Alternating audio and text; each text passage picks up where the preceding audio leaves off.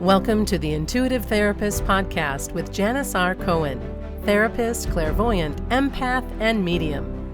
Listen in as she takes a no-nonsense deep dive into real human struggles and how to resolve them.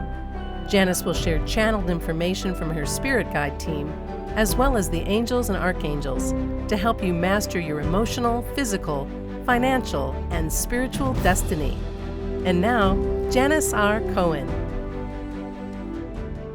Hey y'all, this is Janis Cohen, the Intuitive Therapist here on the Intuitive Therapist Podcast. Welcome to another week. And this week I want to talk about accessing your ultimate self. And I'm not talking about it in the hokey way. Access your ultimate self. I actually mean what I say when I say I want to talk about it with you. You see, at one point or at several points in your life, you might find yourself evaluating how truly you are. Introspection gives us that opportunity to mull over who we are, our past actions, our current ideas, beliefs, and thoughts about ourselves, and how we show up for both ourselves and the world at large. And we go into this evaluation space not always knowing what we will ultimately find. And it's not often that we enter into this space with a neutral curiosity. Most people, in fact, tend to enter the space with desperation and fear and panic because you've hit a no shit moment and you need to figure some things out, right? Something in your outer world has been shaken up, destroyed, or eliminated in some way, and you have to figure out why. And when you've entered the space of self-evaluation, what have you found? And did you notice whether or not you were looking with both eyes open or perhaps one eye kind of squinting in preparation to withdraw your gaze? There's so much talk about how to live authentically, how to find your true you. And I say that sarcastically because it happens all the time, right? How to become the person you're meant to become. We're all in search of all of that, right? The feelings that people have who are living in their truest and highest versions of themselves. And to do this, to rise up and meet your ultimate self, here's how people do it. You got to call on the skill set that you might not often use. And that skill set is to look at and face what isn't working in your life so that you can find out what does work or what will work to step into the next level version of yourself. There is no mystery to this process or to acquiring or using this required skill set. You must simply decide that you no longer want to pretend that you're living the ultimate version of yourself when you are really not. Most of us aren't. Wow, that sounds lovely to get there. It really does take grit, commitment, tenacity, desire to show up truly. It's not easy because it requires you to be really fucking truthful with yourself. It requires you to honestly assess just how courageous you have been and where you need to use more courage in your life. And it requires you to let go of what really isn't working in your life. People, circumstances that aren't contributing to your greater good.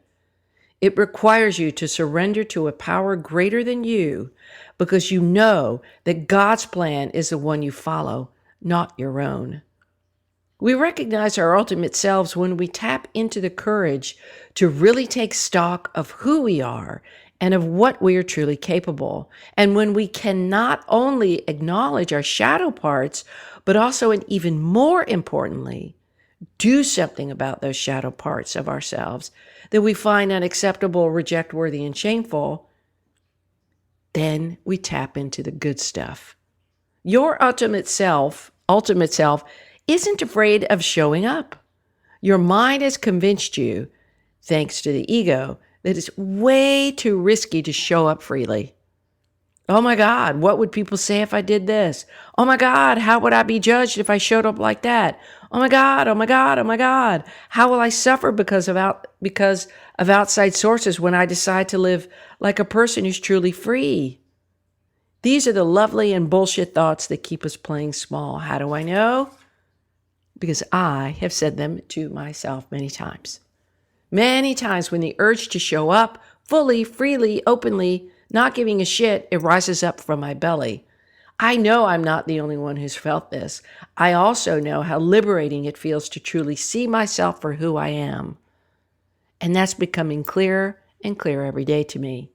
I've had to go way deep inside myself to look at my thoughts that reinforce the crappy moods that I get in, to take a fine-tooth comb and examine my beliefs that hold me back, where I believe that I wasn't good enough or that I would suffer again at the hands of people in society or outside of me because of what I believe, or how brazenly I speak up and for what I stand. I've had to stare straight into the eyes of all of my poor choices to find out why, in God's name, that I made them. What emotional state I was in at the time to choose those things and then decide to learn from them. I've done a ton of work, and yet I still have work to do. So do you. How do I know this? Because I'm triggered by certain professional women I see playing really full out, taking steps that I want to take and that I see myself taking, but I'm scared of putting myself out there at times. But what I have found out is that as I've leaned into the behavior, right, is that when I lean into the behavior and take small actions towards what I feel scared about, small actions every day, I end up eliminating the fearful beliefs. It's weird. It's like I'm chipping away at them without even knowing that. And then when I have chipped away enough, then I take more advanced steps in the right direction. I feel more prepared and less scared. It's not hard, it's just new, is a quote from a book that I read several years ago, and it changed my perspective about things.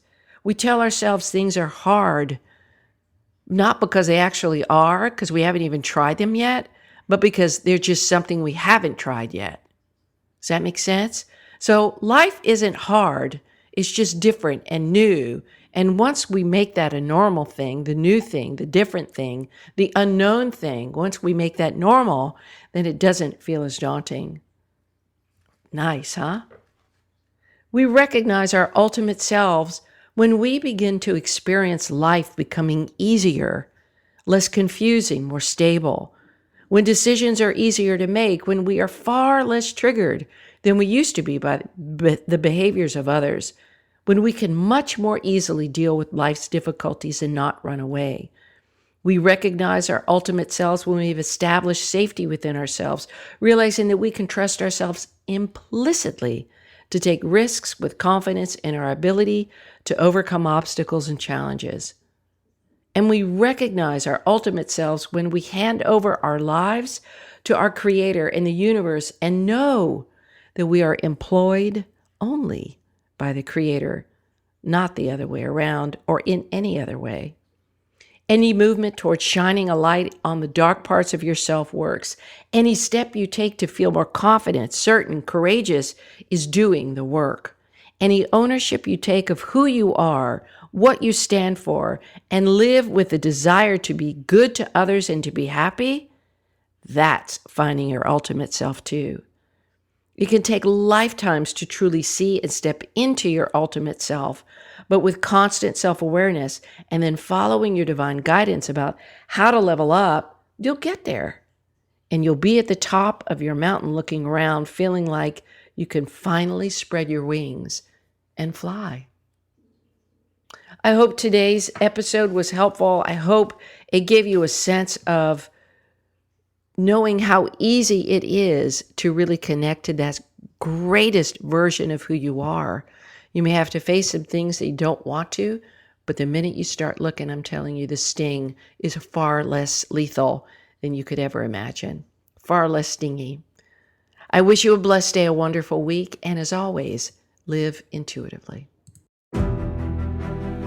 Thanks for listening to The Intuitive Therapist. If you like what you heard, the best compliment you can give us is to share this podcast with a friend.